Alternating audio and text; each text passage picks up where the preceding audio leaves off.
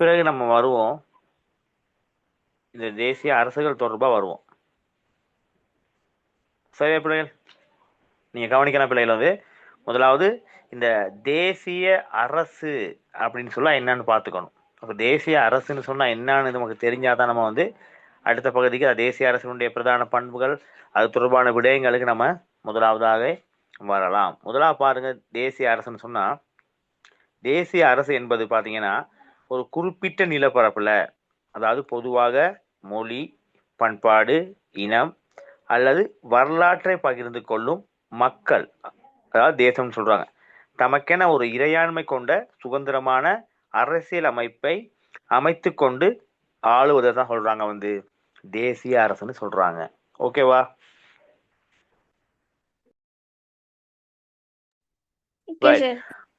ஒரு நாடு ஒரு தேசம் என்ற கோட்பாட்டின் அடிப்படையில் தேசிய உணர்வால் பிணைக்கப்பட்ட மக்கள் வசிக்கும் நாடே தேசிய அரசு என விளிக்கப்படுகின்றது. அப்ப முதல்ல நமக்கு வந்து தேசிய அரசு என்றால் என்னங்கிற விடயம் வந்து கொஞ்சம் நமக்கு தெரிஞ்சிருக்கணும். பாருங்க, ஒரு நாடு ஒரு தேசம் என்ற கோட்பாட்டின் அடிப்படையில் தேசிய உணர்வால் பிணைக்கப்பட்டிருக்கணும்.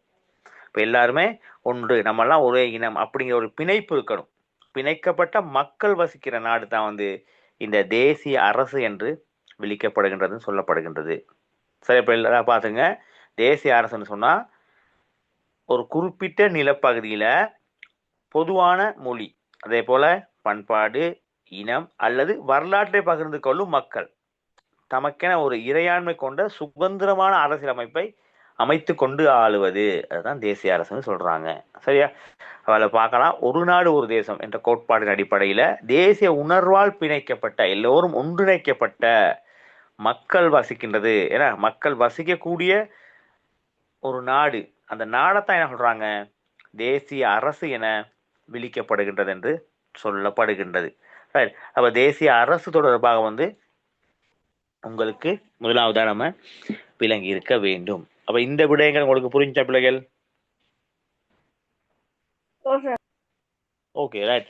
நம்ம அடுத்த பாடத்துக்குள்ளால வருவோம்.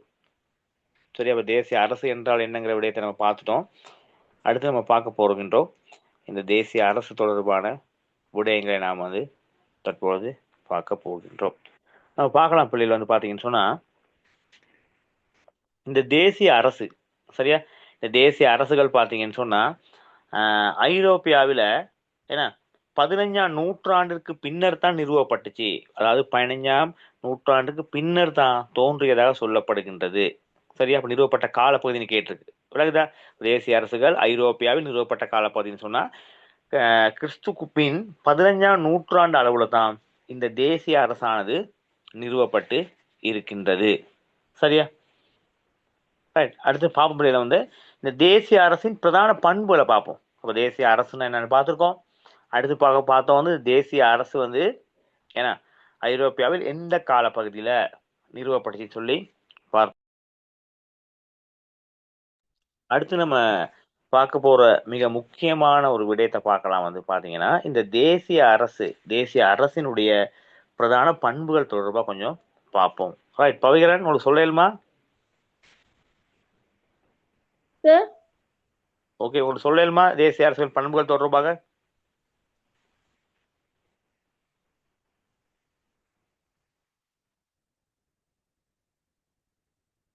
பவிகரன், இது வந்து அரசியலமைப்பின் மூலமா ஐரோப்பாவில் தோற்றம் பெற்றது சார். ஓகே, அது சரி. என்ன அது கேட்கிறேன் தம்பி. இப்ப நான் பார்க்கறேன் தேசிய அரசினுடைய பண்புகள் தொடர்பாக கேட்கிறேன். ஓர் இனத்துக்கு ஓர் அரசு என்ற கோட்பாட்டை அடிப்படையாக கொண்டிருத்தல் சார். ஓகே, அப்ப முதலாக சொல்றாங்க பாத்தீங்கன்னு சொன்னா ஒரு இனத்துக்கு ஓர் அரசு என்ற அடிப்படையான கோட்பாட்டின் அடிப்படையில அமைந்திருப்பது தான் பாத்தீங்கன்னு சொன்னா தேசிய அரசுன்னு சொல்லி அந்த தேசிய அரசனுடைய முதலாவது பண்புகளை வந்து சொல்கின்றாங்க. அடுத்து வருகிறேன். நிலம், மக்கள் தொகை, அரசாங்கம், இறைமை ஆகிய மூலக்கூறுகளை கொண்டிருத்தல். ரைட். அப்ப அதுல மற்றொரு விடயத்தை முன்வைக்கிறாங்கன்னு கேட்டா வந்து நிலத்தை பத்தி சொல்றாங்க. அப்ப கட்டாயம் நிலம் சொல்லப்படுகின்றது. அதே போல பாத்தீங்கன்னு சொன்னா அந்த மக்கள் தொகை அந்த விடயமுங்கிற முன்மொழியப்படு. அதோட பாத்தீங்கன்னு சொன்னா அரசாங்கம் அதோடு சேர்ந்து இறைமை ஆகிய மூலக்கூறுகளை கொண்டது தான் இந்த தேசிய அரசு அப்படிங்கிற அடிப்படையில் அதனுடைய பண்பு வந்து கூறப்படுகின்றது. அடுத்து பவிஹரன். தொழில் ரீதியாக உயர் வகுப்பினரை கொண்டு ஆட்சி நடாத்தப்படல். ரைட். அப்ப அதில் மற்றும் ஒரு கருத்தை முன்வைக்கிறாங்க.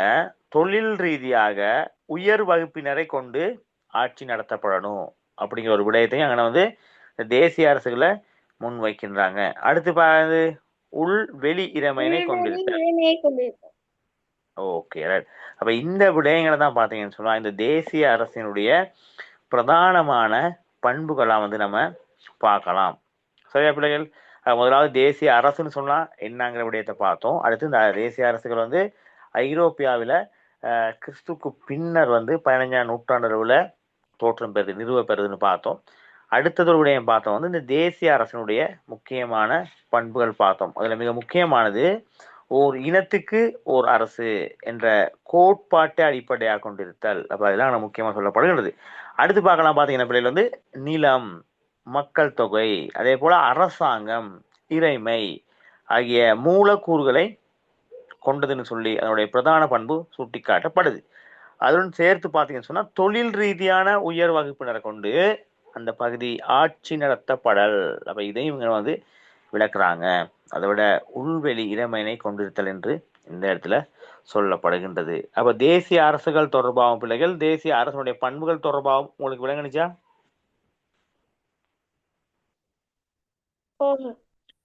பவிஹரன், அப்துல்லா விளங்குனுச்சா? Abdullah okay right. அப்ப நம்ம தேசிய அரசுன்னு பார்த்தோம், தேசிய அரசனுடைய பண்புகள் தொடர்பாக பார்த்தோம், தேசிய அரசனுடைய முக்கியமான விடயங்களை கலந்துரையாடிக்கிறதுக்கும் அடுத்து நம்ம ஒரு முக்கியமான பகுதியை நம்ம பார்ப்போம். ரைட். அப்ப இதுல பார்க்கலாம் பிள்ளைகள் வந்து இந்த தேசிய அரசின் ஆரம்பமும் பரவலும் தொடர்பாக பார்க்க போறோம். இந்த தேசிய அரசனுடைய ஆரம்பம் எப்படி இருந்துச்சு, அதனுடைய பரவல் எப்படி இருந்துச்சு, ஏன்னா அந்த தேசிய அரசு எழுச்சி பெற்ற நாடுகள் தொடர்பான தகவலை நம்ம இந்த இடத்துல பார்க்க போகின்றோம். அப்புறம் முதல்ல பார்த்துட்டோம். அப்ப தேசிய அரசுகள்னு சொன்னா கிறிஸ்துக்கு பின் 15ஆம் நூற்றாண்டுக்கு பின்னர் தான் நிறுவப்பட்டன்னு சொல்லி ஏற்கனவே முதலாவது பார்த்துடும். அந்த அடிப்படையில் பார்க்கலாம் பிள்ளைகள் வந்து ஏன்னா என்ன சொல்றாங்க, இந்த 15ஆம் நூற்றாண்டின் பின்பு தான் 15ஆம் நூற்றாண்டுடைய பின்பு தான் வந்து இந்த ஐரோப்பியாவில தேசிய அரசுகள்லாம் தோற்றம் பெறுது. சரியா? அதுல மிக முக்கியமான விடயங்களை பார்த்தீங்கன்னு சொன்னா இந்த இங்கிலாந்து அதே போல ஸ்பெயின், பிரான்ஸ், சரியா, இந்த நாடுகள் தான் வந்து ஐரோப்பியாவில் தோற்றம் பெற்ற தேசிய அரசுகள்னு சொல்றாங்க. அதாவது முதலாவதாக எழுச்சி பெற்ற நாடுகள்னு சொல்லி நம்ம சொல்லலாம். என்னது? இங்கிலாந்து, ஸ்பெயின், பிரான்ஸ் என்பன தான் பார்த்தீங்கன்னு சொன்னா முதலில் வந்து தோற்றம் பெற்ற, அதாவது எழுச்சி பெற்ற அரசுகளாக நம்ம பார்க்கிறோம். அந்த நாடுகளுக்கு பிறகு அப்ப மேற்குறித்த நாடுகள் வந்து தேசிய அரசுகளாக தோற்றம் பெற்ற பிறகு என்ன நடக்குது? அதன் பிறகு பார்த்தீங்கன்னு சொன்னா ஜெர்மனி, இத்தாலி என்ன சொல்றாங்க, ஜெர்மனி, இத்தாலி போன்ற நாடுகளும் என்ன செய்து தேசிய அரசுகளாக எழுச்சி பெற்றதாக நாம் இந்த இடத்தில் பார்க்கக்கூடியதா இருக்கின்றது.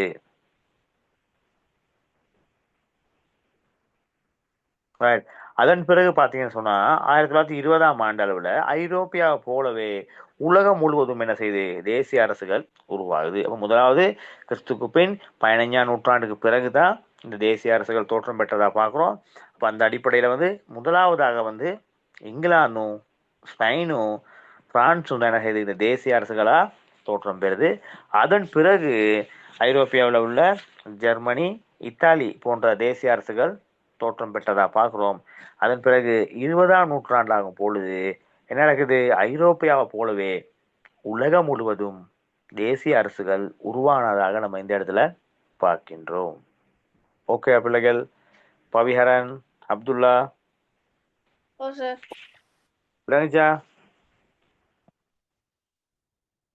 பிள்ளைகள் ஓகே நம்ம பார்க்கலாம். ஓகே ஓகே நம்ம அடுத்து பார்ப்போம் வந்து அப்போ தேசிய அரசுகளுடைய தோற்றம் பார்த்தோம், தேசிய அரசுடைய பண்புகள் பார்த்தோம், தேசிய அரசுடைய ஆரம்பமும் பரவலும் தொடர்பாக நம்ம வந்து தற்போது கலந்துரையாடி கொண்டு இருக்கின்றோம். அப்ப இதுல அடுத்து நம்ம பார்க்க போறது பாத்தீங்கன்னு சொன்னா இந்த தேசிய அரசுகளின் தோற்றத்துக்கான காரணி. இப்ப தேசிய அரசுகள் 15ஆம் நூற்றாண்டுக்கு பின்பு தோற்றம் பெற்றுச்சுன்னு சொன்னா அந்த தேசிய அரசுகளுடைய தோற்றத்துக்கு என்ன காரணி ஒரு விடயம் நடைபெறணுமா இருந்துச்சுன்னா அந்த விடயம் நடைபெறதுக்கு காரணமா இருந்த விடயம் என்ன, அந்த காரணி என்ன, அது தொடர்பாக தான் நம்ம இந்த இடத்துல வந்து பார்க்க போகின்றோம். அப்ப அதுல சில விடயங்களை வந்து அவங்க முன் வச்சிருக்காங்க. அதுல மிக முக்கியமானது பார்க்கலாம். பார்த்தீங்கன்னு சொன்னா இந்த மானிய முறையின் வீழ்ச்சி ஏற்படுது, அது மிக முக்கியமா சொல்றாங்க. மானிய முறையில வந்து ஒரு வீழ்ச்சி ஏற்படுது, அதன் ஊடாகத்தான் வந்து இந்த தேசிய அரசு தோற்றம் பெற்றதா சொல்றாங்க. அடுத்து பார்த்தீங்கன்னு சொன்னா முதலாளித்துவம் என்ன செய்யுது, தோற்றம் பெறுது. சரியா, முதலாளித்துவம் தோற்றம் பெறுது. முதலாளித்துவம் தோற்றம் பெறுறது ஆனா முக்கியமான ஒரு விடயமா சுட்டி காட்டப்படுது. அதோட பார்த்தீங்கன்னு சொன்னா இந்த விஞ்ஞான மறுமலர்ச்சி தோற்றம் பெறுது. விஞ்ஞான ரீதியில் வந்து புதிய சிந்தனைகள், புதிய கருத்துக்கள், ஏன்னா அதெல்லாம் மறுமலர்ச்சியை தோற்றம் பெறுது. புதிய கண்டுபிடிப்புகள் எல்லாமே வருது. இப்போ இதுவும் பார்த்தீங்கன்னு சொன்னா அந்த தேசிய அரசுகள் தோன்றதுக்கு ஒரு முக்கியமான விடயமா பார்க்கலாம். அதோடு சேர்த்து பாருங்க, விஞ்ஞான ரீதியான அறிவு வளர்ச்சி அடையுது. அதாவது இப்போ மறுமலர்ச்சிக்கு பிறகுதான் இந்த விஞ்ஞான ரீதியான அறிவு வந்து விரிவடைகின்றது. இப்போ அதான் சொல்ல வராங்க. ஏன்னா இப்போ விஞ்ஞான ரீதியாக வந்து மனிதன் என்ன செய்யறான், சிந்திக்க ஆரம்பிக்கின்றான். சரியா, அப்ப இந்த விடயமும் பார்த்தீங்கன்னு சொன்னா தேசிய அரசுகள் தோன்றதுக்கு காரணமா அமைகின்றது. அடுத்து பாருங்க, சமய சீர்திருத்த இயக்கம். இது மிக முக்கியமான, அதாவது புரொட்டஸ்டாந்த மத சீர்திருத்தம் பெறுகின்றது. புரொட்டஸ்டாந்து மதம் வந்து சீர்திருத்தம் படுத்தப்படுகின்றது. அப்ப இந்த விடயமும் பாத்தீங்கன்னு சொன்னா என்ன செய்யுது, இந்த தேசிய அரசுகள் தோன்றுவதற்கு வந்து பிரதானமான காரணமா அமைகின்றது.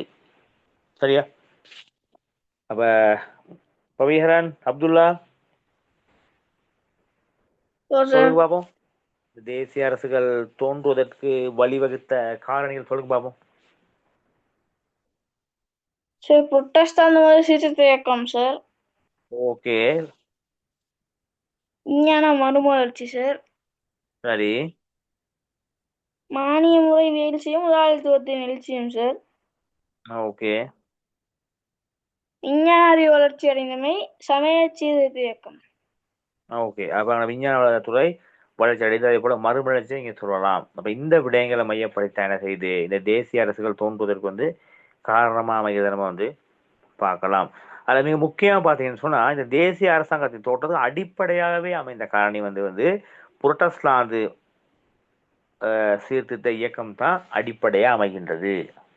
சரியா, இந்த புரொட்டஸ்டாந்து என்பது பாத்தீங்கன்னு சொன்னா இயேசுவை முதன்மை கடவுளாக கொண்ட ஒரு மதமா பார்க்கலாம். அப்ப புரொட்டஸ்டாந்து மதத்தினுடைய சீர்திருத்தம் தான் பாத்தீங்கன்னு சொன்னா இந்த தேசிய அரசுகள் தோன்றுவதற்கான அடிப்படை. அப்ப நிறைய காரணங்களை சொல்றாங்க அவங்க வந்து, மானிய முறை வீழ்ச்சி, முதலாளித்துவ தோற்றம், இதெல்லாம் சொல்லிட்டு வந்தாலும்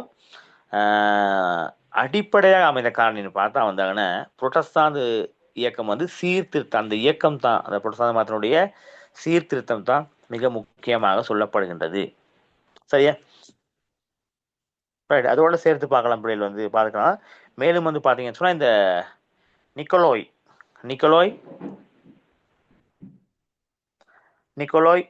மக்கியவல்லி, அதே போல ஜீன் போடின், தோமஸ் ஹாப்ஸ் போன்ற அரசியல் சிந்தனையாளருடைய சிந்தனைகள், மேற்குறிப்பிட்ட அரசியல் சிந்தனையாளருடைய சிந்தனைகளும் பார்த்தீங்கன்னு சொன்னா அந்த தேசிய அரசு பலமடைவதற்கு காரணமாக அமைகின்றது. சரியா, அப்ப அந்த தேசிய அரசானது பலமடைகிறதுக்கான காரணங்களை நம்ம வந்து பார்க்கலாம். அது மிக முக்கியமானது நிக்கோலோ மக்கியவல்லி, அதே போல ஜீன் போடின், தோமஸ் ஹாப்ஸ் போன்ற அரசியல் சிந்தனையாளர்கள். அப்ப அவங்களுடைய கருத்துக்களும் அவங்களுடைய அரசியல் சார்ந்த கருத்துக்களும் வந்து இந்த தேசிய அரசுகள் தோன்றுவதற்கு வந்து என்ன செய்யுது காரணமா, அதாவது அந்த அரசு பலமடைவதற்கு பக்கபலமாக இருப்பதை வந்து நம்ம வந்து இந்த இடத்துல ஞாபகப்படுத்தி கொள்ளலாம்.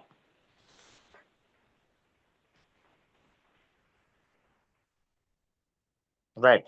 அதோட சேர்த்து பார்க்கலாம் பிள்ளைகள் வந்து இந்த இங்கிலாந்து பிரான்ஸ், அதே போல உள்ளாந்து போர்த்துகேயர். ஏன்னா இந்த நாடுகள்ல பாத்தீங்கன்னு சொன்னா பலமிக்கதுமான ஒரு தேசிய அரசாங்கம் எழுச்சி பெறுவதற்கு ஏன்னா பல்வேறு காரணிகள் பங்களிப்பு செஞ்சிருக்கு. அப்ப அந்த காரணிகள் என்னன்னு சொல்லி கொஞ்சம் பார்ப்போம். ரைட். அப்ப முதலாவது பார்த்தோம் வந்து தேசிய அரசுகள் எழுச்சி பெற்ற நாடுகள் தொடர்பாக பார்த்தோம். அடுத்து தேசிய அரசுகள் தோற்றுவதற்கான அடிப்படையான காரணி பார்த்தோம். அடுத்து தேசிய அரசுகள் தோன்றுவதற்கு அடிப்படையான உடனடி காரணியை பார்த்தோம், அதாவது புரொட்டஸ்டாந்து சீர்திருத்த இயக்கம்னு பார்த்தோம். அடுத்து வந்து பாத்தீங்கன்னு சொன்னா இந்த தேசிய அரசாங்கம் பலமடைவதற்கு காரணமாக இருந்த அரசியல் சிந்தனையாளர்கள் அவருடைய கருத்துக்கள் தொடர்பாக பார்த்தோம். இப்ப பார்க்க போறோம் இங்கிலாந்து, அதே போல பிரான்ஸ், ஒல்லாந்து, போர்த்துகல் ஆகிய நாடுகள் ஏன்னா பலமிக்க தேசிய அரசுகளாக எழுச்சி அடைஞ்சிருக்கு. அப்ப அதற்கு அடிப்படையாக அமைந்த விடயங்கள் தொடர்பாக பார்ப்போம். முதலாவது பாருங்க பிள்ளைகள் பாத்தீங்கன்னா தேசிய ஒற்றுமைன்னு சொல்றாங்க. தேசியனா எல்லாருமே ஒற்றுமையா செயற்பட்ட முறைமை இங்க எடுத்து காட்டப்படுகின்றது. அடுத்து பாத்தீங்கன்னா போர் மற்றும் படைபலம். ஏன்னா இங்க படைபலம் மிக முக்கியமானது. படைபலம் எப்படி இருக்கு? படைபலம் முக்கியமானது. அதே போல போர் விடயங்களை இங்க சுட்டி காட்டுறாங்க. அடுத்து பாத்தீங்கன்னா வளர்ச்சி அடைந்த பொருளாதாரம். பொருளாதார துறையில பாத்தீங்கன்னு சொன்னா அந்த இங்க இருக்கக்கூடிய இங்கிலாந்தா இருக்கலாம், பிரான்ஸா இருக்கலாம், ஒல்லாந்து, அதே போல போர்த்துகல் ஆகிய நாடுகள் பாத்தீங்கன்னு சொன்னா பொருளாதார ரீதியா அவங்க என்ன செய்யறாங்க? அவங்க பலமடைந்த நாடுகளாக தங்களை நிரூபித்துக் கொள்கின்றார்கள், வளர்த்து கொள்றாங்க. அப்ப இதையும் காரணமாக சொல்லப்படுது. அதோட பாருங்க மக்களின் அறிவு மற்றும் ஆக்கப்பூர்வமான திறன்கள். அப்ப பொருளாதார பலம் இருந்து அடுத்து போர் மற்றும் படைபலம் இருந்து பத்தாது. அங்கு குறித்த நாட்டில் வாழக்கூடிய மக்களுடைய அறிவு மற்றும் ஆக்கப்பூர்வமான திறமையிலும் இந்த தேசிய அரசுகள் தோன்றதுக்கு, அதாவது பார்க்கலாம் இங்கிலாந்து, பிரான்ஸ், ஒல்லாந்து போன்ற நாடுகள்ல இந்த தேசிய அரசாங்கம் பலமடைவதற்குரிய காரணங்களாக இங்க சுட்டி காட்டப்படுகின்றது.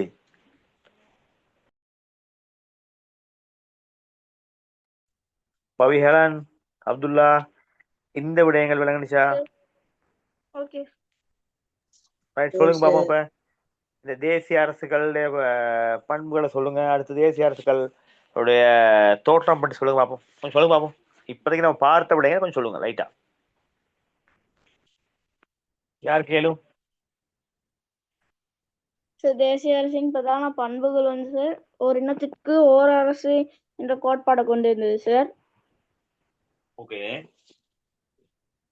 நிலம், மக்கள் தொகை, அரசாங்கம், விலைமை ஆகிய மூலக்கூறங்களை கொண்டிருந்தது சார். தொழில் ரீதியாக உயர் வகுப்பினரை கொண்டு ஆட்சி நடாத்தப்பட்டது சார். வேற உள்வெளியிறமையை கொண்டிருத்தல் சார். ஓகே. அடுத்து தேசிய அரசனுடைய ஆரம்பமும் அதே போல அதுல சார் கிபி 15ஆம் நூற்றாண்டின் பின்பு சார் ஐரோப்பாவில் தேசிய அரசுகளும் தோற்றம் பெற்றிருந்துச்சு சார். அதுல சார் இங்கிலாந்துலயும் ஸ்பெயின்ல பிரான்ஸ்ல தான் சார் என்பன ஐரோப்பாவில் தோற்றம் பெற்ற தேசிய அரசுகள் ஆகும் சார். அதுக்கப்புறம் அதற்கு பின்பு சார் ஜெர்மனியும் இத்தாலியும் அதுல இணைந்து கொள்றாங்க சார், ஒன்றிணைந்து கொள்றாங்க. ஓகே. அதாவது 20ஆம் நூற்றாண்டு அளவில் ஐரோப்பாவை போன்று உலகம் முழுவதும் தேசிய அரசுகள் உருவாகிடும் சார். ஓகே தம்பி, நன்றி. அடுத்து தேசிய அரசாங்கத்தை தோற்றத்துக்கான காரணி, தேசிய அரசாங்கம் ஏன் தோற்றம் பெற்றுச்சு, அதன் உடனடி காரணி சொல்லுமா சார்? அது புரட்டஸ்தாந்து மத சீர்திருத்தத்துக்கு இயக்கம் சார். வேற விஞ்ஞான மறுமலர்ச்சி சார். மானிய முறை வீழ்ச்சியும் முதலாளித்துவத்தின் எழுச்சியும், விஞ்ஞான அறிவு வளர்ச்சி அடைந்தமை, சமயஜீத்த இயக்கம் சார். ஓகே. உடனடி காரணம் எப்ப தேசிய அரசின் தோற்றத்துக்கு அடிப்படையா அமைந்த உடனடி காரணி புரட்டஸ்தாந்து மத சீர்திருத்த இயக்கம் சார்.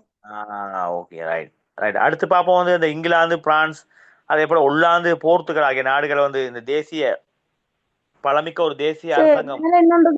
நிக்கோலோ மக்கியவல்லி, ஜீன் போர்டின், தோமஸ் ஹோப்ஸ் போன்ற அரசியல் சிந்தனையாளர்கள் சிந்தனைகள் தேசிய அரசு பலமடைவதற்கு காரணமாக இருந்துச்சு சார். Okay, right. அடுத்து தம்பி இங்கிலாந்து, பிரான்ஸ் போன்ற நாடுகள்ல எப்படி ஒரு பழமிக்க தேசிய அரசாங்கம் தோற்றம் பெற்றுச்சு, அதுக்கான காரணம்? அது தேசிய ஒருமை சார், போர் மற்றும் படைபலம், வளர்ச்சியடைந்த பொருளாதாரம், மக்களின் அறிவு மற்றும் ஆக்கப்பூர்வமான திறமைகள். ஓகே தம்பி, ஓகே ஓகே, நன்றி நன்றி நன்றி. ரைட். அப்ப இது வரைக்கும் பார்த்த விடயங்கள் மிக மேலோட்டமா, அதாவது சுருக்கமாகவும் அழகாக சொல்லியிருந்தார் நம்மட பவிஹரன். ரைட். நம்ம அடுத்த பகுதிக்கு வரலாம். இப்ப அடுத்து பார்ப்போம். பாத்தீங்கன்னு சொன்ன பிள்ளைகள் இந்த அரசின் வகிப்பங்கு அல்லது அரசின் வகைகள் தொடர்பா நம்ம இங்க பார்க்கிறோம்.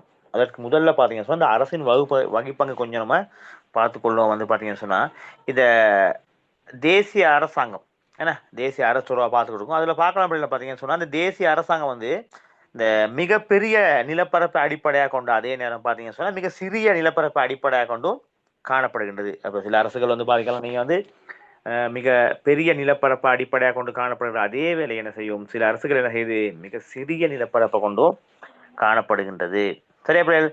அப்ப அதுல நீங்க பார்க்கலாம் வந்து பாத்தீங்கன்னா சனத்தொகை கொண்ட, அதாவது அதிகமான சனத்தை கொண்ட அரசுகளும், அதே போல பாத்தீங்கன்னு சொன்னா குறைந்த சனத்தொகை கொண்ட அரசுகளும் காணப்படுது. முதல்ல பார்த்தா வந்து இந்த தேசிய அரசுகள்ல வந்து பாரிய நிலப்பரப்பை கொண்ட அரசுகளும், அதே போல சிறிய நிலப்பரப்புகளை கொண்ட அரசுகளும் காணப்படுது சொல்லி பார்த்துருக்கோம். சரியா? அதே போல பார்க்கலாம் வந்து அதிக சனத்தொகை கொண்ட அரசுகளும், அதே போல குறைந்த சனத்தொகை கொண்ட அரசுகளும் என்ன செய்யுது, தற்காலத்துல இந்த தேசிய அரசுகளாக நம்ம இருப்பதை காணக்கூடியதா இருக்கின்றது. சரியா?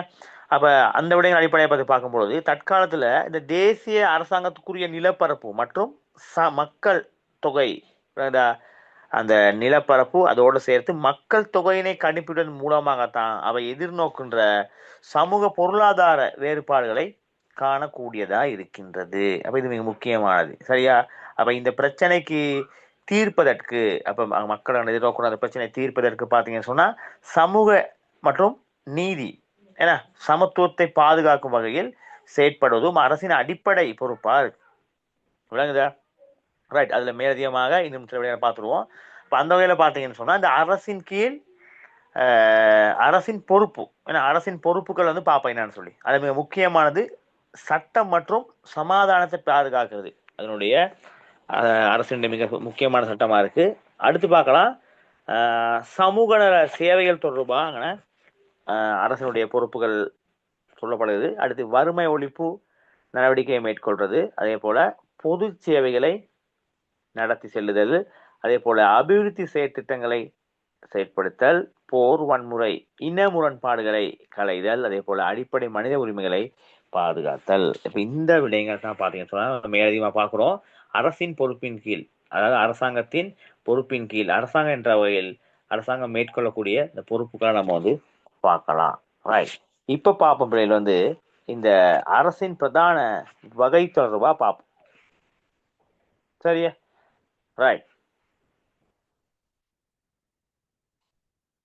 பார்க்கலாம் பிள்ளைகள். பாத்தீங்கன்னு சொன்னா வந்து அரசியல் யாப்பு, அதே போல அரசியல் யாப்பு ஊடாக மத்திய மற்றும் பிரதேச நிர்வாக நிறுவனங்களுக்கு இடையில் வழங்கப்பட்டுள்ள அதிகாரங்கள் அடிப்படையில பாத்தீங்கன்னு சொன்னா இந்த அரசை வந்து ரெண்டு வகைப்படுத்துறாங்க. விளங்குதா? இந்த அரசுகளை பாத்தீங்கன்னு சொன்னா ரெண்டு வகைப்படுத்துறாங்க. எப்படி படுத்துறாங்க? அரசின் யாப்பின் ஊடாக மத்திய அரசு மற்றும் பிரதேச நிர்வாக நிறுவனங்களுக்கு இடையில் வழங்கப்பட்டுள்ள அதிகாரங்களின் அடிப்படையில தான் இந்த அரசுகளை என்ன செய்றாங்க, ரெண்டு வகைப்படுத்துறாங்க. பவிஹரன் ரெண்டையும் சொல்லுங்க பாப்போம். அப்துல்லா? அரசுகளின் வகைகள் தான் சார். ஓ, வகைகள். ஒற்றையாட்சி, கூட்டாட்சி. கூட்டாட்சி என்னன்னு சொல்றோம், சமஷ்டி ஆட்சி. ஓகே. இப்ப முதலாவது சொல்றாங்க வந்து அங்க வந்து ஒற்றை ஆட்சி அப்படிங்கிற ஒரு பெயரை பயன்படுத்துறாங்க. அதே போல வந்து அடுத்த பெயர் பாத்தீங்கன்னா சொன்னா சமஷ்டி அப்படின்னு சொன்னா கூட்டாட்சி என்ற பெயரும் வந்து இங்க பயன்படுத்தப்படுது. அது திரும்ப சொல்றேன் அப்படின்னு சொன்னா அரசியல் யாப்பின் ஊடாக மத்திய மற்றும் பிரதேச நிர்வாக நிறுவனங்களுக்கு இடையில் வழங்கப்பட்டுள்ள அதிகாரங்களுடைய அடிப்படையில தான் என்ன செய்றாங்க, இந்த அரசுகளை ரெண்டு வகைப்படுத்துறாங்க. முதலாவது பார்க்கலாம் வந்து ஒற்றையாட்சி, அடுத்தது பார்த்தீங்கன்னு சொன்னா கூட்டாட்சி. அப்ப இதுல ரெண்டு தொடர்பாக நம்ம வந்து இப்ப நம்ம பார்க்க போகின்றோம். முதலாவது நம்ம பார்க்க போகின்றோம் அந்த ஒற்றையாட்சி. ரைட். பவிஹரன், அப்துல்லா, அப்ப இதுவரைக்கும் நம்ம பார்த்த விடயங்கள் வந்து உங்களுக்கு விளங்குச்சா?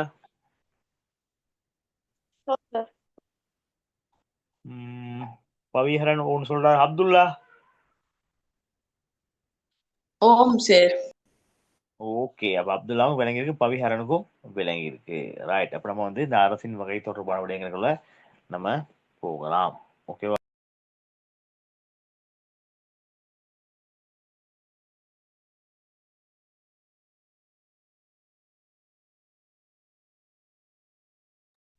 ஓகே பிள்ளை, எல்லாம் பார்ப்போம். அப்ப இந்த ஒற்றையாட்சி, சரியா?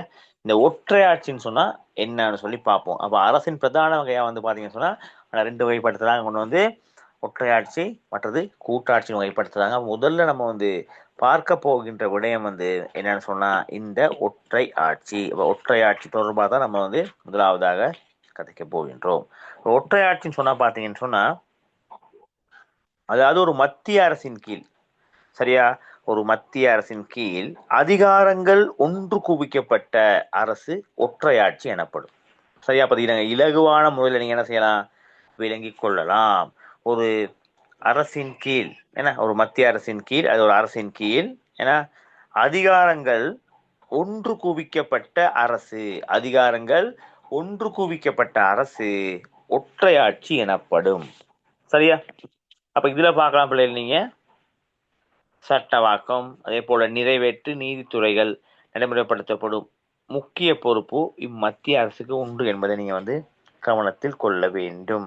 சரியா, அதாவது என்னது, சட்டவாக்கம், நிறைவேற்று நீதித்துறைகளை நடைமுறைப்படுத்தப்படும் முக்கிய பொறுப்பு இந்த மத்திய அரசுக்கு இருக்குன்னு சொல்லி நீங்க கவனத்தில் கொள்ள வேண்டும். அப்போ ஒற்றையாட்சின்னு சொன்னா என்னன்னு கேட்டா, ஒரு மத்திய அரசின் கீழ் அரசாங்கம் ஒன்று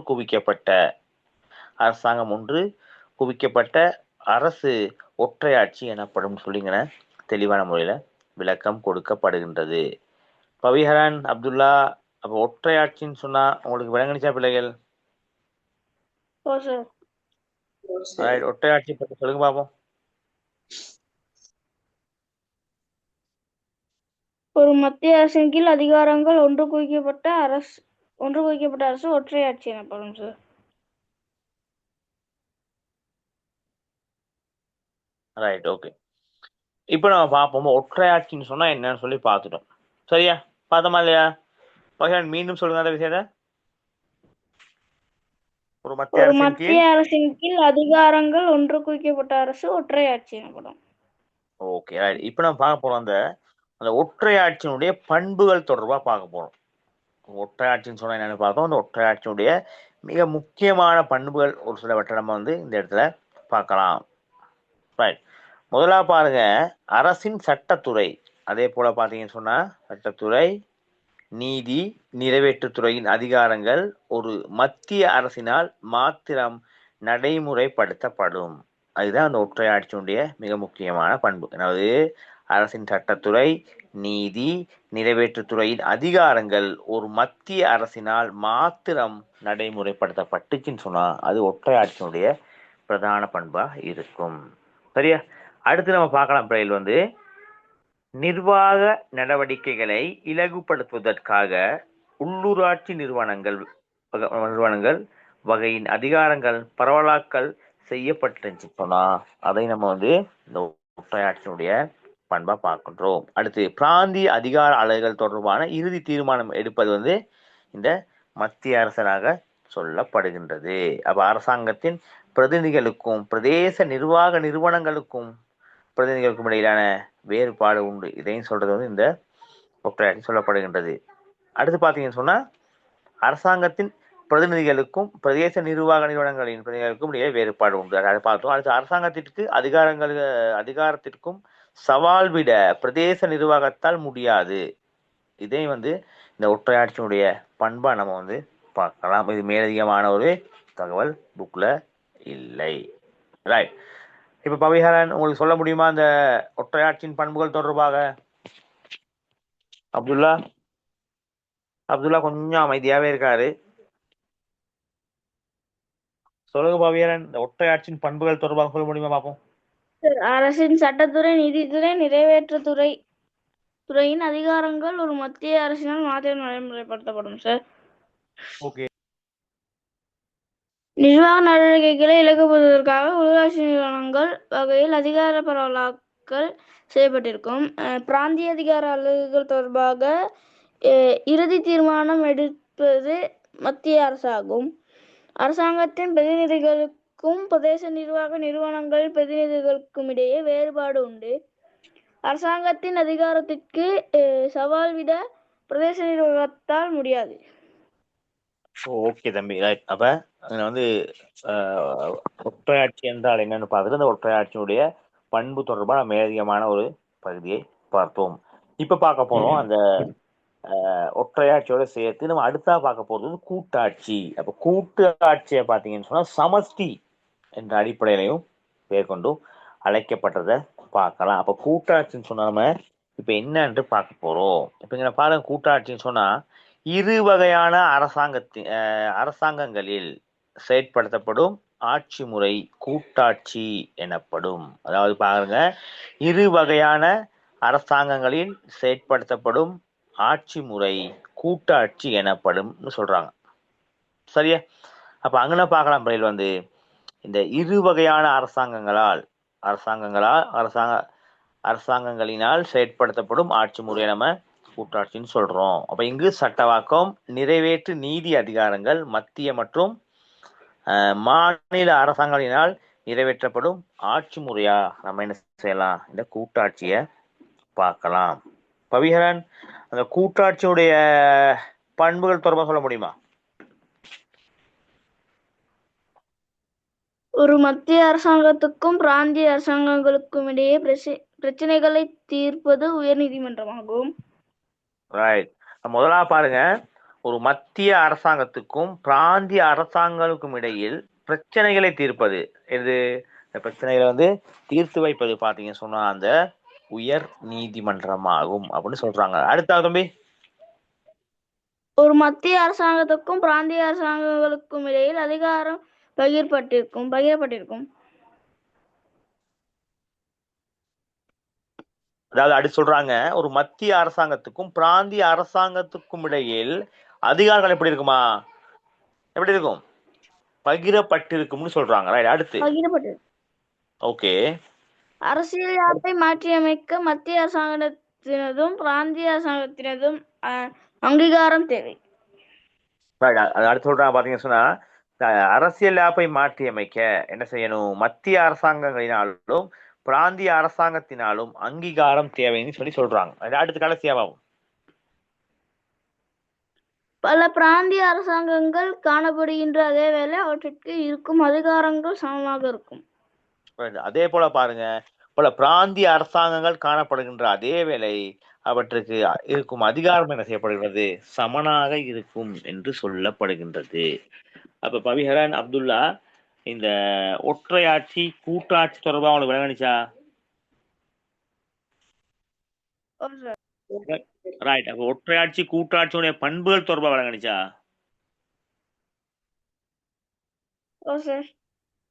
ஓகே.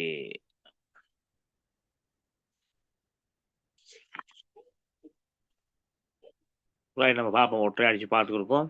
ஒற்றையாட்சியோட சேர்த்து கூட்டாட்சியும் நாம் தற்போது பார்த்து கொண்டு இருக்கின்றோம். அப்ப அந்த விடயங்கள் தொடர்பாக நம்ம வந்து கலந்துரையாடலாம்.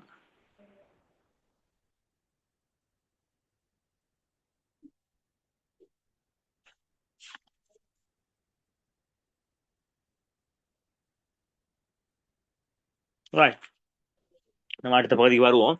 இப்போ ஏற்கனவே பார்த்தீங்கன்னா பிள்ளைகள் வந்து தேசிய அரசு என்றால் என்னன்னு பார்த்தோம். அடுத்து வந்து அந்த தேசிய அரசுகள் வந்து எந்த காலப்பகுதியில் தோற்றம் பெற்றுச்சுன்னு சொல்லி பார்த்தோம்.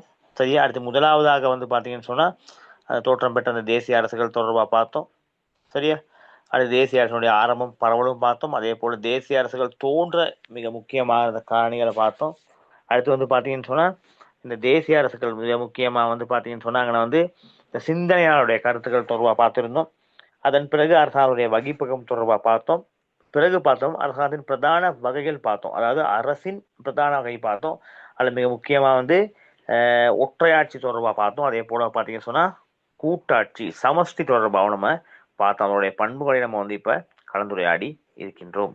தற்போது நம்ம பார்க்க போகிற விடயங்கள் பார்த்தீங்கன்னு சொன்னால் அரசின், அதாவது அரசாங்கம் தொடர்பாக பார்க்க போகிறோம்.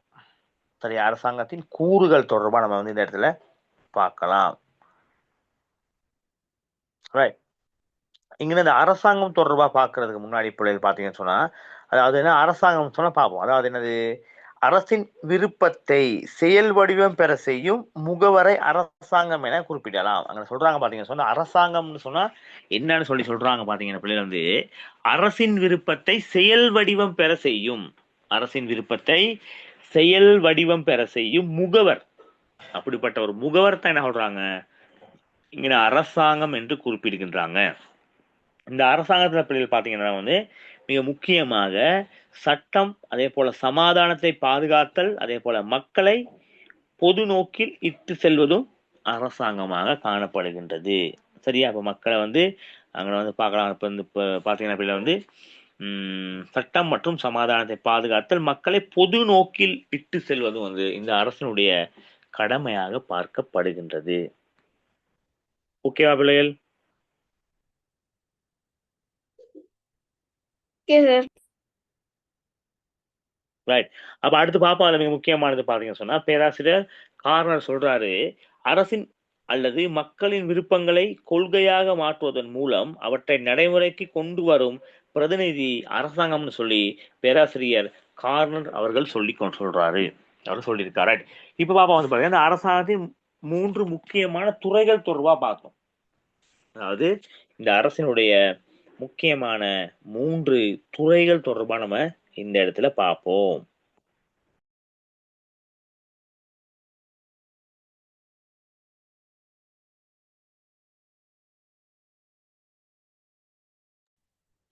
பார்க்கலாம். அப்ப இந்த அரசின் வந்து மிக முக்கியமான 3 துறைகள் பார்ப்போம்.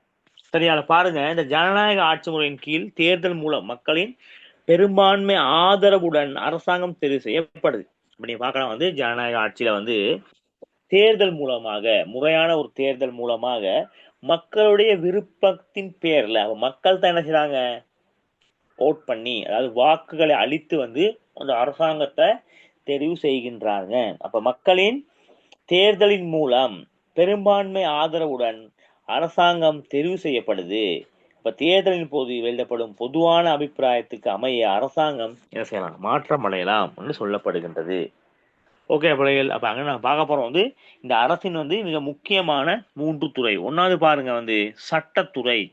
இது மிக முக்கியமான கடமையா வந்து சட்டத்தை இயற்றுதல் சொல்லப்படுகின்றது. அதே போல நிறைவேற்றுத்துறை. இப்ப இந்த இடத்துல பாத்தீங்கன்னா சொன்னா சட்டம் நடைமுறைப்படுத்தப்படல். அதே போல நீதித்துறை, அங்க சொல்றாங்க நியாயத்தை நிலைநாட்டல். அப்ப இந்த 3 கூறுகளும் தான், 3 பிரிவுகளும் தான் அரசாங்கத்துடைய என முக்கியமான 3 துறைகள். அப்ப இந்த பகுதி விளங்குச்சா பிள்ளைகள்? பவிஹரன் அப்துல்லா ஓம் சார். சொல்லுமா? அப்ப அரசின் முக்கியமான 3 துறைகள் சொல்லுங்க பாப்போம். சட்டத்துறை, நிறைவேற்றுத்துறை, நீதித்துறை. ரைட். அப்ப சட்டத்துறை, நிறைவேற்றுத்துறை, இந்த நீதித்துறை தான் வந்து முக்கியமான விடயமா நம்ம வந்து பார்க்கின்றோம். அரசாங்கத்தின் முக்கியமான 3 துறைகள் தொடர்பா பார்க்கிறோம். அதுல மிக முக்கியமானது பாத்தீங்கன்னு சொன்னாங்கன்னா வந்து இந்த சட்டத்துறை. இப்ப சட்டத்துறைன்னு சொன்னா நம்ம என்னன்னு சொல்லி கொஞ்சம் நீங்க பார்த்துட்டு வருவோம். ரைட். அப்ப இதுல பாருங்க பிள்ளைகள், சட்டத்துறைன்னு சொன்னா குறித்த கால எல்லைக்குள் நடைபெறும் தேர்தல் அடிப்படையில் சட்டத்துறையில் பிரதிநிதிகள் மக்களால் தெரிவு செய்யப்படுவர். இதான் சொல்றாங்க சட்டத்துறைகளை சொல்றாங்க. பாத்தீங்கன்னு சொன்னா, அதாவது குறித்த கால எல்லைக்குள், அதாவது என்ன சொல்றாங்க, குறித்த கால எல்லைக்குள் நடைபெறும் தேர்தல் அடிப்படையில, சரியா, தேர்தல் அடிப்படையில என்ன சொல்றாங்க, சட்டத்துறையில் பிரதிநிதிகள் மக்களால் தெரிவு செய்யப்படுவர். சட்டத்துறையின் அதிகாரம் எப்படி, சட்டத்தை உருவாக்குறது சட்டத்தினுடைய அதிகாரமா பார்க்கிறோம். அதே போல பாத்தீங்கன்னு சொன்னா ஏன்னா நீதி கட்டுப்பாட்டை பேணுதல். இதுவும் ரொம்ப ரொம்ப மிக முக்கியமானது. அடுத்து பாத்தீங்கன்னா நிறைவேற்று நிர்வாகத்தை கட்டுப்படுத்தல். இது 3 விடயங்களும் பாத்தீங்கன்னு சொன்னா பிள்ளைகள் வந்து சட்டத்துறையினுடைய மிக முக்கியமான சொல்றது, சட்டத்துறையுடைய மிக முக்கியமான அதிகாரங்களா நம்ம பார்க்கலாம். பவிஹரன் அப்துல்லா, இப்ப நம்ம சட்டத்துறை தொடர்பான விடயங்கள் உங்களுக்கு விளங்கிச்சா? உங்களுக்கு ஓ சார். விளங்கிச்சா பிள்ளைகள்? ஓ சார். ரைட். புதிதாக ஒருத்தர் இணைஞ்சிருக்காரு. யார் அது? அஜ்ஷயா. அம்மா வணக்கம். அஜ்ஷயா.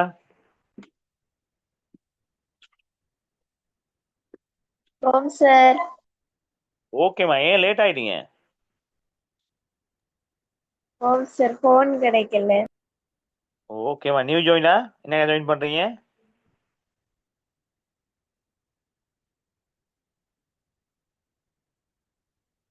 அஜ்ஜயா, என்னைக்கா ஜாயின் பண்றீங்க நீங்க? என்ன சார்? இன்னைக்கா நீங்க நியூ ஜாயினா? ஓம் சார். ஓகே, எங்க இருந்து வாரீங்க? அம்பாரு. அம்பார. ஓகே மராயிட். அப்ப நீங்களும் இணைஞ்சு கொண்டதுக்கு நன்றி. நம்ம வந்து இந்த சட்டத்துறை, அதாவது அரசின் கூறுகள் தொடர்பாக பார்த்துக்கிட்டு வரோம். தேசிய அரசாங்கம், அதே போல தேசிய அரசாங்கத்தின் வகிப்பாகம், இதெல்லாம் அரசின் பிரதான வகை, இதெல்லாம் கொஞ்சம் கொஞ்சம் பார்த்துட்டு கடைசியான பகுதிக்கு வந்து நிக்கிறோம் இன்னைக்கு. இந்த அரசின் கூறுகள் தொடர்பாக பார்க்குறோம். ஓகேம்மா, ரைட். ஓகே, நீங்க நினைச்சு கொண்டதுக்கு நன்றி. ரைட், பார்ப்போம் வந்து அப்ப சட்டத்துறை தொடர்பாக பார்த்தோம்னு சொன்னா, ஏன்னா குறித்த கால எல்லைக்குள் நடைபெறும் தேர்தல் அடிப்படையில வந்து பாத்தீங்கன்னு சொன்னா என்ன சொல்றாங்க, சட்டத்துறையில் பிரதிநிதிகள் வந்து மக்களால் தெரிவு செய்யப்படுவாங்க. அப்ப அதை சொல்றாங்க. ரைட், அடுத்து பார்க்கலாம் வந்து இந்த சட்டத்தினுடைய அதிகாரம் கொஞ்சம் பார்ப்போம். அது மிக முக்கியமானது பார்த்தீங்கன்னு சொன்னா சட்டத்தை உருவாக்குறது. அப்ப சட்டத்தை உருவாக்குறது சட்டத்துறையினுடைய பிரதான அதிகாரமா காணப்படுது. ரெண்டாவது பார்த்தீங்கன்னு சொன்னா நீதி கட்டுப்பாட்டை பேணுதல். அப்ப இது மிக முக்கியமானது, இந்த நீதி கட்டுப்பாட்டை பேணுறது. அடுத்து பார்த்தீங்கன்னு சொன்னா நிறைவேற்று நிர்வாகத்தை கட்டுப்படுத்தல். அப்ப இந்த மூன்று விடயங்கள் தான் சட்டத்துறையில் பிரதானமான விடயமாக, அதாவது அவருடைய அதிகாரமா நம்ம வந்து பார்க்கின்றோம். ரைட், அடுத்து பார்ப்போம் வந்து நிறைவேற்றுத்துறை. நிறைவேற்றுத்துறைனா என்ன பவிஹரன், அப்துல்லா?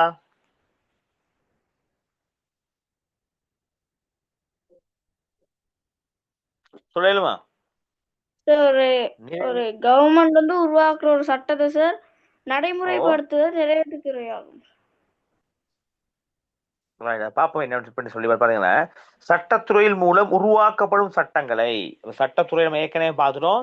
சட்டத்துறை என்ன இது, சட்டங்களை உருவாக்குறது தான் அதனுடைய மிக முக்கியமான அதிகாரம்னு சொல்லி பார்க்கிறோம். ரைட், அப்ப சட்டத்துறை மூலம் உருவாக்கப்படும் சட்டங்களை நடைமுறைப்படுத்தப்படும் நிறுவனம் நிறைவேற்று துறையாகும். அப்ப சட்டத்துறையால ஒரு விடயம், சட்டத்தை இயற்றுகின்ற உருவாக்குகின்ற உரிமை வந்து சட்டத்துறை காணப்படுகின்றது. அந்த சட்டத்தை வந்து நடைமுறைப்படுத்துகின்ற நிறுவனம் தான் இது, இந்த நிறைவேற்றுத்துறை. அப்ப நிறைவேற்றுத்துறைக்கு பிரதிநிதிகளை தெரிவு செய்வது என்பது அரசாங்கத்தின் தன்மையில் தங்கியுள்ளது. அப்ப நிறைவேற்றுத்துறைக்கு வந்து பிரதிநிதிகளை தெரிவு செய்வது யாரு?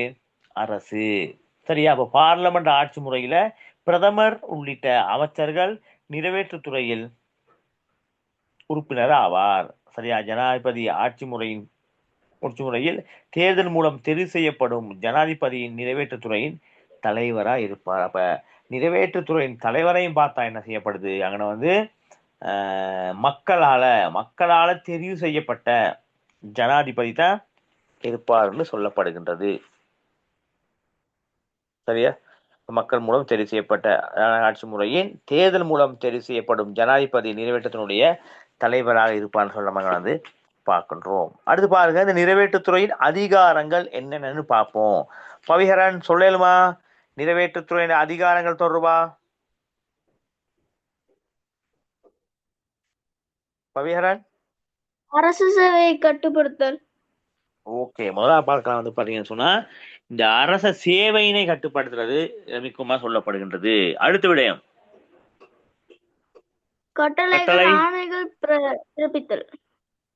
கட்டளைகளையும் ஆணைகளையும் பிறப்பிக்கின்ற அதிகாரம் வந்து இந்த நிறைவேற்றுத்துறைக்கு காணப்படுகின்றது. அடுத்து முப்படைகள் போலீஸ் ஆகியவற்றை கட்டுப்படுத்தல். முப்படைகள் அது ராணுவம், கடற்படை, விமானப்படை. விமானப்படை அதான் முப்படைன்னு சொல்லுவோம். அதோட சேர்த்து பாத்தீங்கன்னு சொன்னா இந்த போலீஸ் ஆகியவற்றை கட்டுப்படுத்துகின்ற ஒரு விடயமா ஸ்தாபனமா பார்க்கலாம் வந்து நிறைவேற்றுத்துறையை பார்க்கின்றோம். அடுத்த விடயம் வெளிநாட்டு தொடர்புகளை கட்டுப்படுத்தல். வெளிநாட்டு தொடர்புகளை கட்டுப்படுத்தல். இந்த விடயங்கள்ல என்ன நீதித்துறை மிக முக்கியமான ஒரு பங்கை வகிப்பதை நம்ம வந்து பார்க்கலாம். அடுத்து அரச கொள்கைகளை தீர்மானித்தலும் நடைமுறைப்படுத்தணும். அரச கொள்கைகளை தீர்மானித்தல். அப்ப நிறைவேற்றுத்துறைக்கு நிறைய கடமைகள் இருக்கு. அப்ப அரசின் கொள்கையை தீர்மானிக்கணும், அதை வந்து எப்படி செய்யணும், நடைமுறைப்படுத்தணும். அப்ப இந்த விடயங்கள் தான் பாத்தீங்கன்னு சொன்னா அதாவது நிறைவேற்றுத்துறையினுடைய விடயமா நம்ம இந்த இடத்துல பார்க்கின்றோம். பவிஹரன், அப்துல்லா, அப்ப இந்த விடயம் உங்களுக்கு விளங்குச்சா? ஓகே அஜயா, இப்ப நம்ம பார்த்த விடயங்கள் உங்களுக்கு விளங்கிச்சாமா?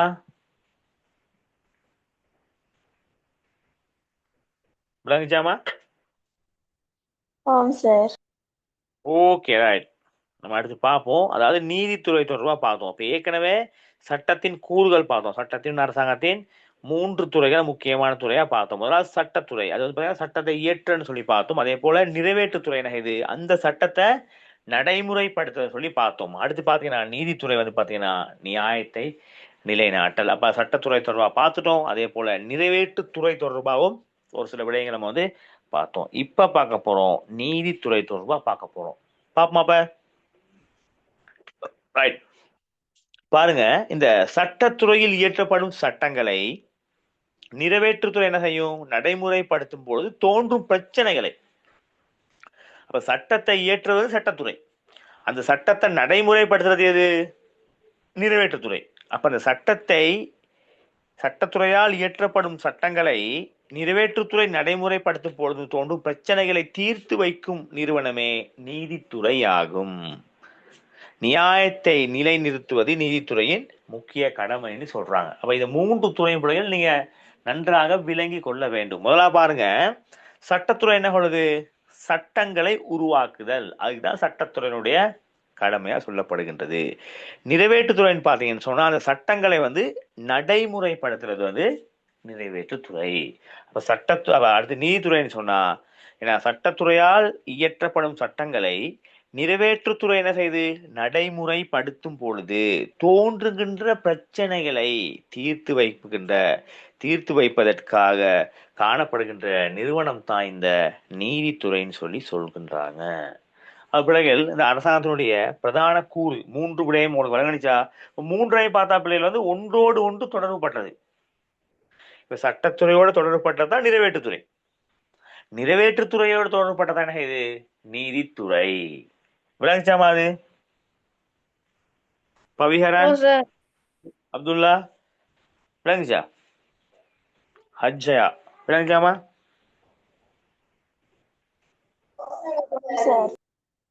Okay right. நம்ம அடுத்து பார்ப்போம் வந்து அந்த நீதித்துறை தொடர்பான மேலே கொஞ்சம் நம்ம வந்து பார்த்து கொள்ளுவோம். அப்ப சட்டத்துறையும் நிறைவேற்றுத்துறையும் நீதித்துறையும் பார்த்தீங்கன்னு சொன்னா ஒன்றோடு ஒன்று தொடர்பு பட்டு தான் காணப்படுகின்றது, ஒன்றோடு ஒன்று தொடர்பு பட்டு தான் காணப்படுகின்றது என்பது தெளிவாகின்றது. விளையாட்டுகள் அப்ப நீங்க பார்க்கலாம் வந்தாங்கன்னா அந்த அரசாங்கத்தின் முக்கியமான 3 துறைகள், அதை வந்து சட்டத்துறையை பார்த்தோம், அதே போல நிறைவேற்றுத்துறையை பார்த்தோம், அதே போல பார்த்தீங்கன்னு சொன்னா நீதித்துறையை இந்த இடத்துல பார்த்தோம். அப்ப சட்டத்துறை என்ன செய்யறாங்க, சட்டங்களை இயற்றுறாங்க. நிறைவேற்றுத்துறை அந்த சட்டத்துறையால் இயற்றப்பட்ட சட்டத்தை நடைமுறைப்படுத்துறாங்க. நீதித்துறை பார்த்தீங்கன்னு சொன்னா அந்த சட்டத்துறையால் இயற்றப்பட்ட சட்டம் நிறைவேற்றுத்துறையினால் நடைமுறைப்படுத்தும் பொழுது எழுகின்ற பிரச்சனைகளை தீர்ப்பதற்காகத்தான் இந்த நீதித்துறை காணப்படுகின்றது. ரைட். நம்ம இறுதியா வந்து இந்த நீதித்துறையினுடைய அதிகாரங்களை மட்டும் பார்ப்போம். சரியா? அதுல பாருங்க வந்து சட்டத்தை நடைமுறைப்படுத்தல். அப்ப நீதித்துறையுடைய மிக முக்கியமான ஒரு கடமை சட்டத்தை நடைமுறைப்படுத்தல். அதே போல பாருங்க நீதி வழங்கல். சரியா? ஒரு பிரச்சனை ஏற்படும் இடத்து அதை தொடர்பாக நீதிகளை வழங்குதல். அடுத்து பாருங்க சட்டத்திற்கு விளக்கம் அளித்தல். ஒரு சட்டத்தை வந்து இயற்றிருந்தா பத்தாது, அந்த சட்டம் தொடர்பான ஒரு விளக்கத்தை கூற வேண்டும். அப்ப சட்டத்தை விளக்கம் அளித்தலும் நம்ம இங்க பார்க்கலாம். அடுத்து பாருங்க பிரஜைகளின் உரிமைகளை பாதுகாத்தல். அப்ப நாட்டில் உள்ள ஒவ்வொரு பிரஜைக்கும் என்ன செய்யும், அவங்களுக்குரிய உரிமைகள் காணப்படும். அப்ப அந்த உரிமை என்ன செய்யணும், கட்டாயம் பாதுகாக்கணுமா இல்லையா? அப்ப இந்த பாதுகாக்கிற வேலை செய்யறது யாரு, இந்த நீதித்துறை. அப்ப அதை நீங்க ஞாபகத்தில் வைத்துக் கொள்ள வேண்டும். அடுத்து பாருங்க அரசியல் அமைப்பை பாதுகாத்தல். அப்ப அரசியல் சார்ந்த விடயங்கள், அரசியல் அமைப்பு தொடர்பான விடயங்களை வந்து பாதுகாக்கிறதும் அதுக்கு வந்து ஒத்துழைப்பு வழங்குறதும் பார்த்தீங்கன்னு சொன்னா இந்த நீதித்துறையா இருக்கு. அடுத்து கடைசியா ஆலோசனை சேவைகளை வழங்குதல். அப்ப ஆலோசனை சேவைகளை வழங்குறதும் இந்த நீதித்துறையின் மிக முக்கியமான ஒரு கடமையாக நம்ம பார்க்கலாம். சரியா? பிள்ளைகள் இப்ப இதுவரையும் பார்த்த விடயங்கள் உங்களுக்கு விளங்கியதா? ஓ சார். ஓகே. பவிஹரன், அப்துல்லா, அதே போல ஹஜ்ஜா வந்து வந்துட்டு போறாங்க. ரைட், பாப்போம் நம்ம. பவிஹரன், அப்துல்லா, அப்ப கடைசியா நம்ம பார்த்த 3 விடயங்கள், அதாவது என்ன சொல்றோம், அரசாங்கம் தொடர்பா பார்த்த 3 விடயங்களை சொல்ல முடியுமா? அந்த சட்டத்துறை, நிறைவேற்றுத்துறை, நீதித்துறை சார்ந்த 3 விடயங்களையும் சுருக்கமா சொல்ல முடியுமா பிள்ளைகள்? பாப்போம். சார் சட்டத்துறை வந்து சட்டத்துறையின் பிரதிநிதிகள் மக்களால் தெரிவு செய்யப்படுவாங்க சார்.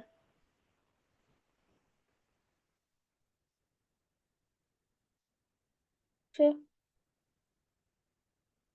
Excuse sir. ஓகே, சட்டத்தை வந்து இயற்றுறது எது?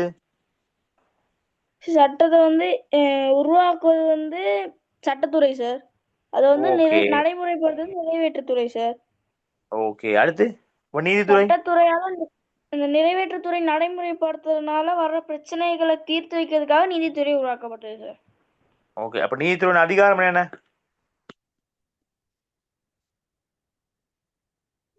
சார் நீதித்துறையின் அதிகாரம் அதிகாரம் சட்டத்தை நடைமுறைப்படுத்தணும் சார்.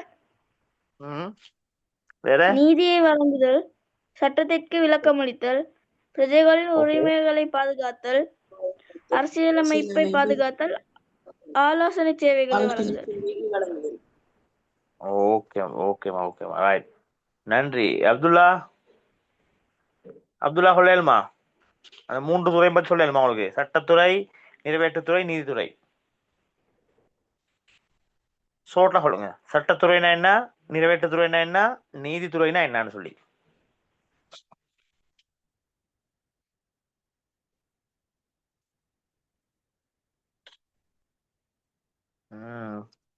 அப்துல்லா இல்ல, அப்துல்லா போயிட்டா. ரைட், பாப்போம் நம்ம. அப்ப இன்றைய தினம் வந்து பார்க்கலாம். பவைகிறேன். அப்ப இன்றைய தினம் பார்த்த விடயங்கள் உங்களுக்கு விளங்குச்சா பிள்ளைகள்? ஓ சார். ஓகே, அப்ப இன்றைய தினம் வந்து குறிப்பா ஒரு சில விடயங்களை பார்த்தோம். அப்ப தேசிய அரசு பார்த்தோம், அதே போல அரசனுடைய கடமைகள், அதே போல அரசின் வகிப்பங்கம், அரசின் பிரதான வகைகளை பார்த்தோம். அதுல வந்து மிக முக்கியமான கூட்டாட்சி, ஒற்றையாட்சி தொடர்பாக பார்த்துருந்தோம். கடைசியா வந்து பாத்தீங்கன்னு சொன்னா அரசாங்கம் தொடர்பாக பார்த்தோம்.